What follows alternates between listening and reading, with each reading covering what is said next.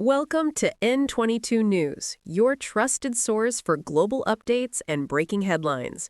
You're watching N22 News, where every minute counts and every headline matters. Plans to cut jobs in Australia's 000 emergency call service have sparked widespread safety fears, with unions, frontline workers, and community groups warning the move could put lives at risk by leaving fewer operators to handle critical calls during crises such as bushfires, floods, and medical emergencies. While the federal government argues that new technology and call routing systems will maintain efficiency, experts stress that no automation can replace trained operators who calm panicked callers and extract vital information in life-or-death situations.